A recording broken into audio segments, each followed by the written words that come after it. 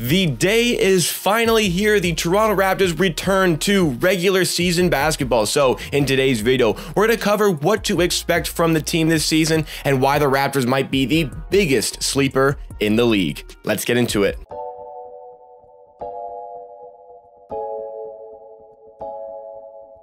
Welcome NBA and Raptors fans. This is Amateur Sports, your source for everything Raptors. We do Raptors news, mock trades, breakdowns, analysis, and so much more. So if you like the Toronto Raptors and you enjoy content in this sort of video style, make sure you are subscribed to Amateur Sports for more Raptors content. We are on a road to 7,000 subscribers. We're so close to that 7,000 subscriber mark, and you do not want to miss the 4+ videos we are putting out every single week on this channel. But let's break down the season for the Raptors ahead. So what we're going to do in this video, we're going to kind of go over the hardships that led us to this point in our franchise history, and then we're going to break down obviously what to look forward to for this season and break down, are the Raptors the biggest sleeper in the league? So how did we get here? The Raptors are only a couple of seasons removed of being the 2 seed in the NBA, where they ultimately fell in the second round of the playoffs. And last season, we went in with the expectation that we were going to be big competitors in the NBA again, but everything fell apart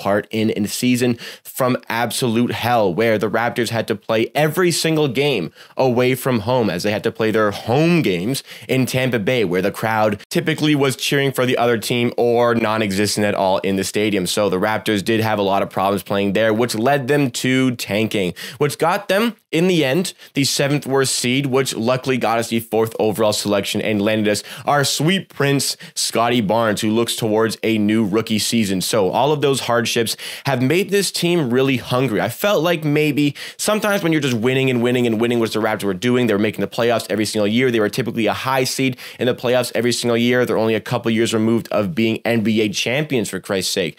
But sometimes when you're in that state of mind and something goes wrong, it's hard to just switch on the gear to just fix everything and start to be really hard workers and be dogged and trying to get everything back to status quo. Status quo for this team over the last decade has been winning, but all of that left us last season, obviously based on our ranking in the NBA. So the work had to have been put in this summer, and Fred VanVleet has alluded to in press conferences that the work is being put in, and the mentality of this team is better than it has ever been. And Fred also stated that it's not necessarily because the other guys, in previous teams weren't trying as hard. It's that, they were winners. They knew how to win, but now it's about refinding that winning touch. And the fact that the team is hungry, and the fact that Fred VanVleet, as sort of the leader of this team, recognizes this is very good as we head towards the season. So what we did over the offseason is we went a direction that Raptors fans like myself weren't expecting. We really went into the positionless game. The fact that last season we played a lot of our games without really any center because, well, the ones that we had weren't very good for most of the season. So we kind of adopted this positionless game. And then the Raptors, the front office, the coaches decided, well, hey, this is pretty cool. Why don't we just do that for the entire season and build a team specifically for that? Raptors fans in the summer, like myself, were expecting, why don't we go after like Richaun Holmes or Jared Allen or Nerlens Noel? But the Raptors went, no, we don't need any of those guys. They went after Precious Achiuwa instead. A stretch 5 who is so much better than I expected him to be. In fact, I think that he should be the starting center tonight. Don't know if he will be. I think my expectation, if I had to bet, was Precious Achiuwa would start tonight. But the positionless game without a true center for the team has made for a very exciting team on the court, with 5 players on the court who can typically guard any of the positions, can rotate anywhere, minus maybe like Fred VanVleet and Malachi Flynn, but they can defend almost any position, and all 5 players can push the ball in transition as the key ball handler. I call this sort of this chaotic basketball. Maybe it's not chaos when you're the Raptors and they're understanding how it's working, but for the defensive team, Precious Achiuwa grabs a rebound and all of a sudden he's running point for the Raptors. That's chaos because you got to play in transition constantly on defense. Even off of makes in preseason, the Raptors could go from a make on their end to scoring a basket on the other end in 4 seconds or less. So that makes it extremely difficult for the other teams to combat, especially if they're not as adept in the fitness category, which the Raptors obviously have been working on to be able to play such a high level of pressure, such a high level of basketball with so much movement and so much running. So that is going to make them very difficult to play against because defensively, like I said, there are so many good defenders on this team. There's so many long defenders as well. In fact, 11 of the players on this 17-man roster are between the heights of 6'7" and 6'9". There is nobody above that height, and there are 6 players obviously under 6'7". So with all of these tall guys, all these tall guys with big wingspans. They can play in the post. They can play on the outside as well on defense. It's going to be a nightmare for teams that come and play against us offensively because they're going to have to work the ball extremely well around the perimeter to free up their shots on the outside, which they are going to be capable of doing, but we are going to frustrate a lot of teams on defense. This defense, I believe, is going to return us to that dominant defensive status that we maintained, not last season, but the seasons prior under Nick Nurse as well, and maybe a little bit, not as much under Dwayne Casey. But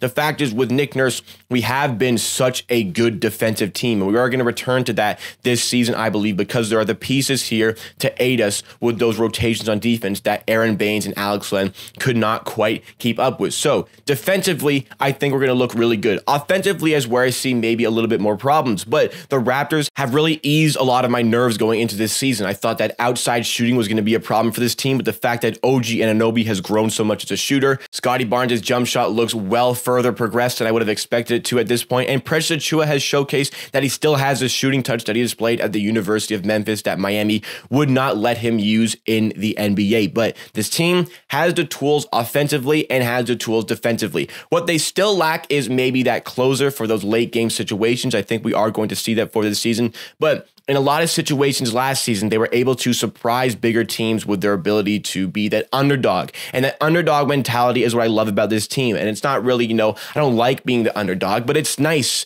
to go out there with limited expectations, play the game, and take down a bigger opponent, because there are going to be a lot of teams sleeping on us. There are going to be a lot of coaches and fans sleeping on us this season, because the fact of the matter is, our ranking was so poor last season, but playing back at home where the Raptors have showcased typically over the last few years such an ability to rally behind the home crowd, possessing some of the best home records in the NBA over the last decade or so, and even in the last few years, except for last season in the Tampa season. We have displayed a very good ability to rally behind our home crowd and win games. So having that back is going to elevate this team further than other teams may expect based on projections that they saw from last season. On the court, the length of this team is going to frustrate so many other teams. So the Raptors possess the ability to surprise. If the defense is back to what it was in the first couple of seasons under Nick Nurse, which I believe it's going to be quite good. I believe it's going to be a top, let's be generous and say 10, but legitimately I think it's a top 7 defense in the league. Offense is where there's going to be a bit more problems, but if the shooting is getting down early, especially with Pascal Siakam missing, we need people to step up. OG Anunoby has shown that in preseason, he has been able to step up. So if OG Anunoby is finding his feet and hitting those threes like he was in preseason, if Fred VanVleet is maintaining that great ability to be a playmaker and also hitting his shots from the outside, maybe he's developed a better inside game, which is what is very necessary for his progression as an NBA player. If there's lots of people contributing on offense, this team has the ability to surprise, but their range and where they can finish, I believe this season, is so broad. I see them realistically, talent-wise on paper, as probably a play-in level. But there is enough on this team to surprise and move up to a 7, 6, or 5 seed. I don't really see them finishing as a top 4 seed. I mean, let's be realistic here. Let's not be overly biased here. I think that we can realistically finish in a solid playoff position. But on paper, for what we have, I think that this team could maybe see themselves in a playing position. And if we are in that playing position, I don't put it beyond Masai Ujiri to commit to going for a draft pick, which is, in the end, missing the playoffs completely. So that's the range that we're kind of dealing with here. But there's so much good things about this team, and they are much more along their road to success than I was expecting. From preseason, they looked fantastic. The young players looked like they are going to fit in from day one. And the fact that we have such a positive mentality going into this season, not a positive and sort of an optimistic approach, but a positive mentality to me means they are going in with this fierce competitive edge to go and prove people wrong. I believe that's one of the best fuels you can have going into a sporting event, because there are going to be a lot of teams doubting our ability to play basketball. And there were games last season where we surprised a lot of the better teams in the NBA. And I think that we are going to return to that and show that adept ability again this season. We're going to outwork teams. Even though we may not have the most talent on paper, you can go out and outwork the other team on the court. Hard work is one of the most important things when it comes to sports. So with that great defense, we turn that great defense into offense. And even if we don't have the best one-on-one sort of players. We turn that defense into offense. We play quickly in transition, and we make it very difficult for other teams to play against us. The chaotic game is going to aid the Raptors because even though it's chaotic to maybe a viewer or chaotic to the other team, the Raptors, there is a system behind all of this madness because they push it quickly in transition. They have plays designed for pushing it quickly in transition. They get shooters open, they get ball handlers open, but they also possess the peace of mind to understand that, okay, let's just slow it down. This certain play is not working. Let's go develop a shot on the outside instead, or let's go size up somebody one-on-one like Fred VanVleet or OG Anunoby taking somebody off the dribble. All in all, with this team, the depth is much better than last season, much better. No DeAndre Bembry, no Stanley Johnson getting regular rotation minutes. I really like the backups that we have in every single position, and the only position where I really see maybe somebody not quite understanding the role is Gary Trent. If he's on the bench or as a starter, he may not understand if he's on the bench. That could be the only problem. But other than that, everybody on the team understands the role that they have and the role that they need to perform and execute on the court for this team to be successful. With that understanding, with the mentality, with that underdog approach, and with the talent that this team no doubtably possesses and is going to improve as the season goes on, this team has the ability to surprise, and this team is an absolute sleeper. I believe this team can seriously challenge for a solid playoff position. Not many people would be expecting that going into this season, especially as the Eastern Conference has continued to grow. But I look forward to this season optimistically as the foundation-setting season that will help us progress and help us grow beyond this season, because this isn't the be-all, end-all season. This season is about developing players. If we can develop players and win at the same time, then, well, that's amazing. But realistically, we are going to be going into this season to lay the foundation for what's going to be better in the future. With this young core, with only one player above 30 years old, the future is bright for the Toronto Raptors. And this season, just understand what it is. It is about progressing this team to those next levels in the future. If this season isn't the most successful, that is fine, as long as those young pieces are developing, progressing us to that brighter future. But in the end, I want the Raptors to win every single game. We watch along every single game on the Twitch channel, twitch.tv/amateursports.